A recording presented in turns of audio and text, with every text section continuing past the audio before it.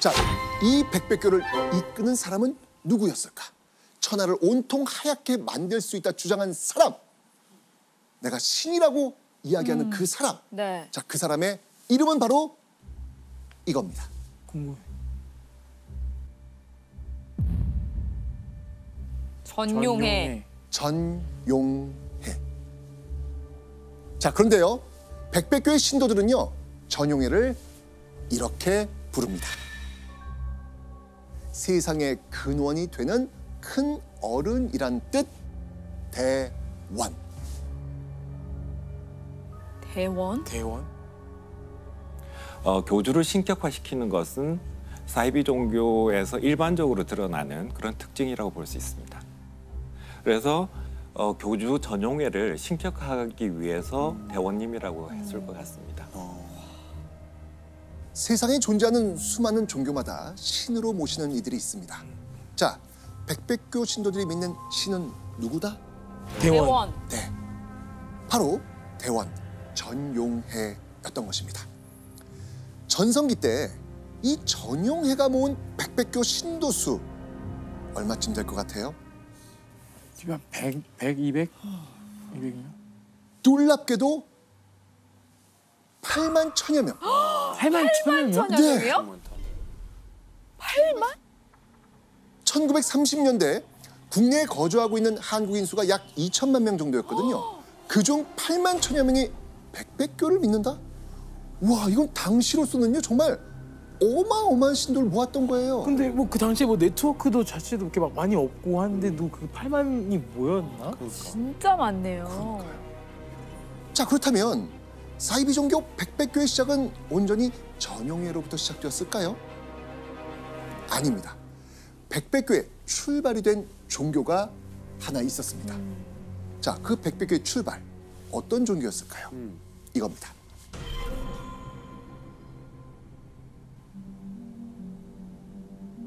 백도교? 백도교? 바로 백도교. 그리고 백도교의 교주, 바로 이 사람입니다.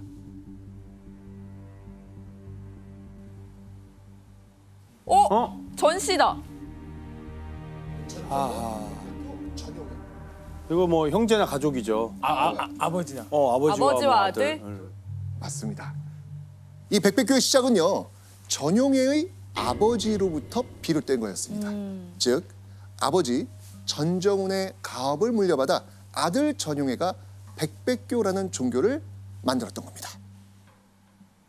자, 그렇다면 전용해의 아버지 전정훈은 대체 왜 백도교라는 종교를 만들었을까요? 이유가 있습니다.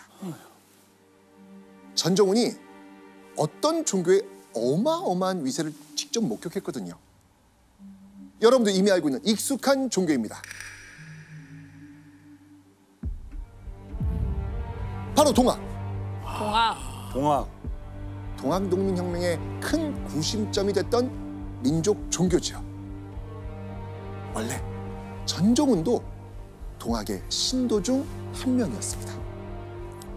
그런데 전정훈은요, 이 동학의 위세가 날로 커지는 걸 보면서 이런 생각을 합니다.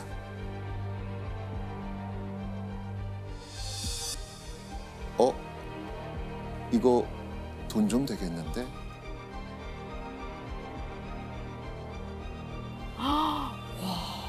동학을 보고? 사람이 많이 모이면 모일수록 돈이 된다는 생각이 전정훈의 머릿속을 스치고 지나간 거죠. 그러던 어느 날 동학의 신도였던 전정훈이 소리 소문 없이 사라집니다.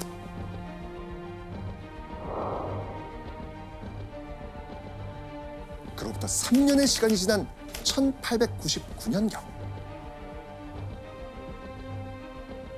사라졌던 전정훈이 다시 나타납니다. 그리고는 사람들 앞에 나타나서 이렇게 말하죠.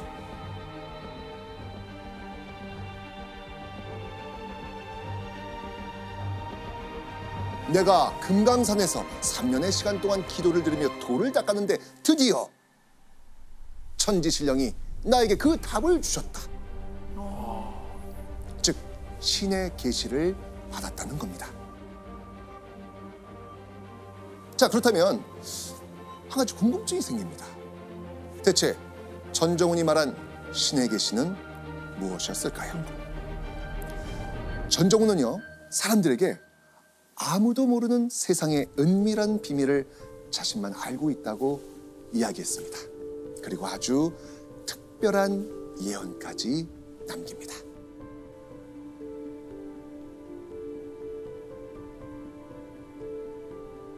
얼마 지나지 않아 천재지변이 일어나 전 인류가 멸망하게 된다.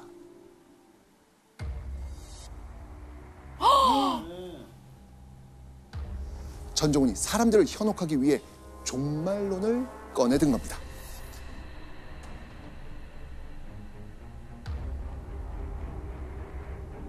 전정훈이 펼친 종말론은요, 당시 사람들이 혹할 수밖에 없는 주제였습니다. 왜냐하면 당시 조선 말기에는 해마다 기근과 홍수가 거듭되고 있었거든요. 게다가 1910년에 경술국치 일제에 의해 대한제국의 국권을 상실하게 됐습니다. 이런 최악의 상황에서 세상에 종말이 올 수도 있다는 이야기까지 들리니까 얼마나 무서웠겠습니까? 전정훈은 공포에 떠는 사람들에게 이렇게 말합니다. 세상에 종말이 왔을 때 구원받을 방법이 있다. 내가 이끄는 종교, 백도교를 믿으면 살아남을 수 있다. 와, 이거 지금하고 되게 똑같은. 그렇죠.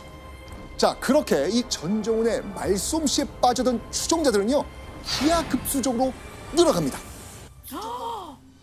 진짜? 마침내 전정훈은요, 1912년 종교의 이름을 백도교라고 짓고요, 정식으로 교주가 됩니다. 야, 근데 그런 거에 속으나.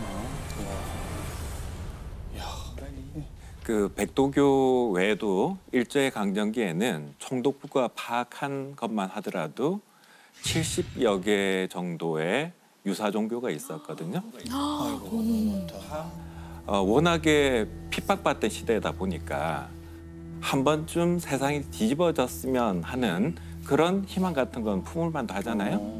민중들의 소박한 소망을 전정훈은 파고들었다고 볼 수 있겠습니다. 그러니까.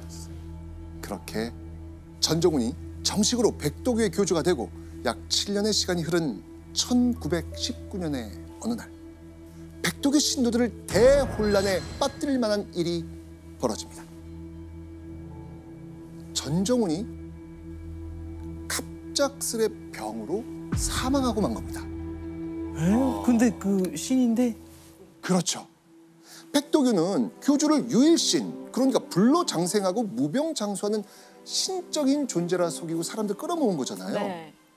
그런데 무병장수해야 할 교주가 사망했다? 그럼 어떻게 되겠어요? 말이 안 되죠. 아니, 내가 믿으려는 신이 죽었어. 그럼 그게 신이냐고요. 다 그러니까요. 흩어지겠죠. 다 거짓말한 게 되죠. 이런 신도 나온다니까. 네. 네. 그렇죠? 그죠. 맞습니다. 그래서 이때 누구보다 재빠르게 움직인 인물이 있었습니다. 아들. 바로 아들 전용해. 그런데 전용해는 너무나 충격적인 행동을 벌입니다. 아버지 전정훈을 몰래 안매장합니다.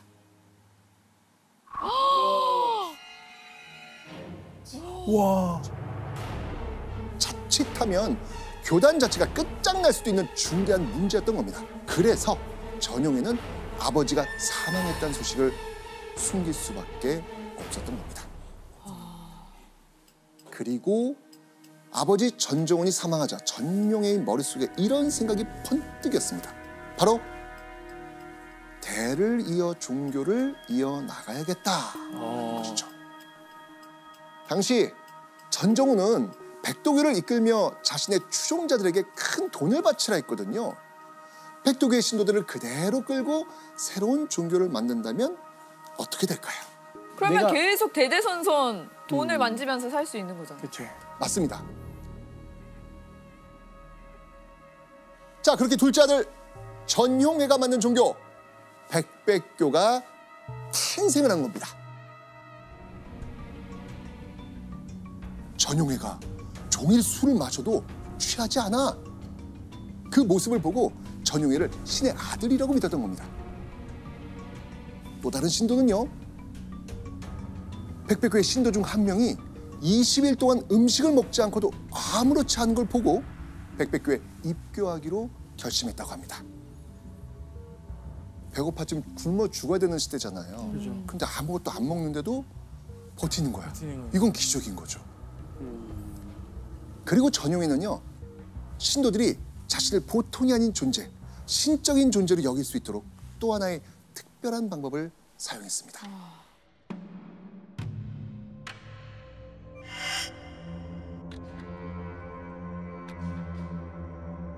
바로 하얀 가면을 쓰고 다니는 겁니다.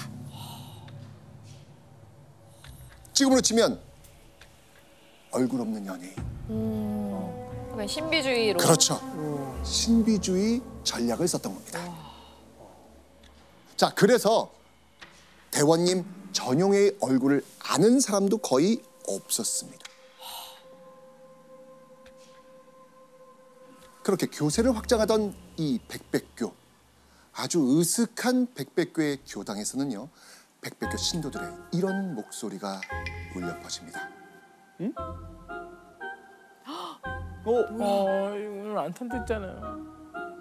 빽빽빽 의의의 적적적 빽빽빽 의의의 이거 너무 별로다. 적적적 빽빽빽 의의의 적적적 빽빽빽 의의의 적적적 빽빽빽 의의의 적적적 가문가문응 아시읍승성 뭐 이런 것들 계속 읊어 나오는 거예요. 전용회는 신도들에게 이런 주문을 외우라고 합니다. 왜였을까요?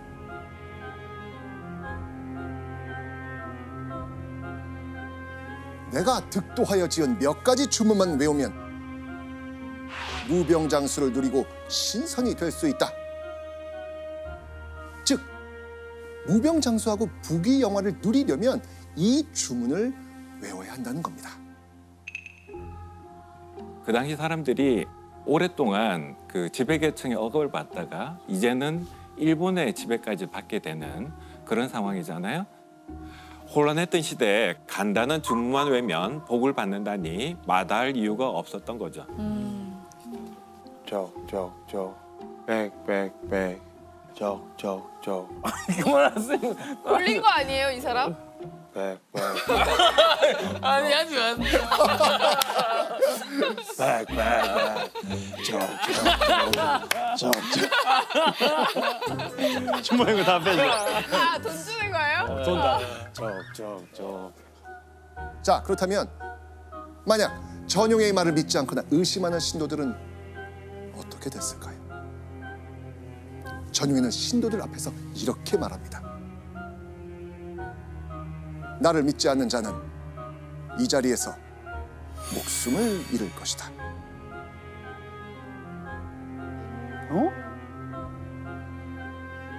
그런데 놀랍게도 그 자리에서 갑자기 쓰러져 목숨을 잃는 신도들이 나타납니다.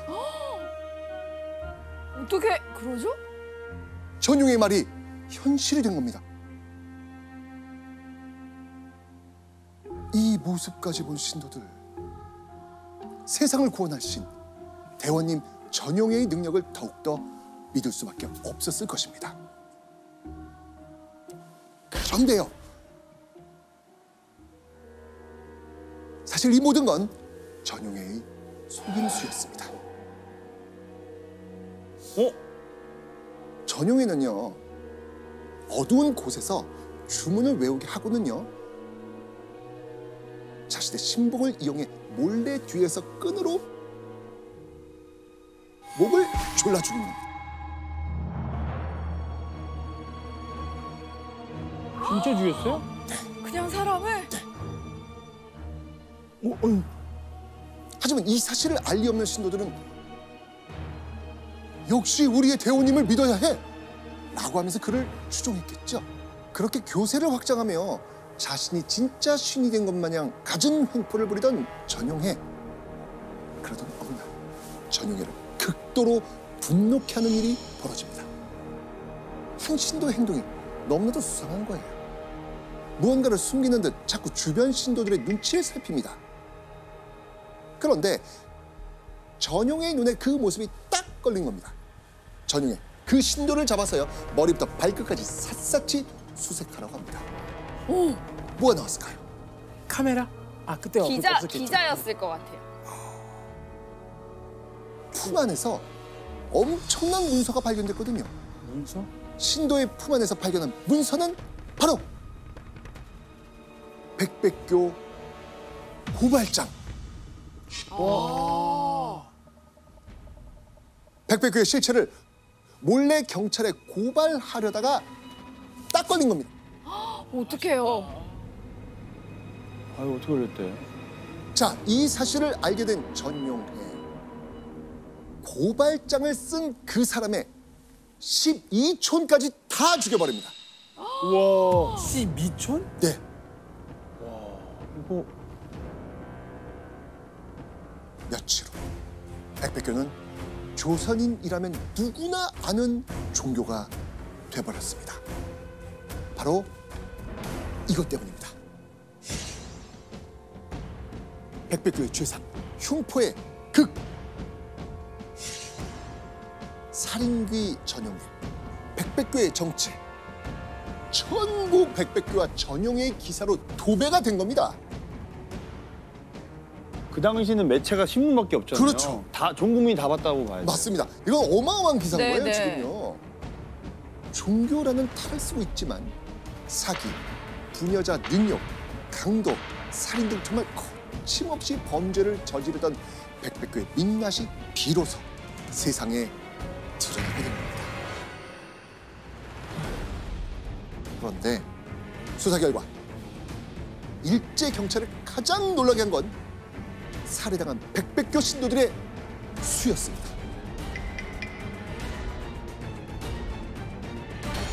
자, 과연 살해당한 이들이 몇 명이나 됐을까요?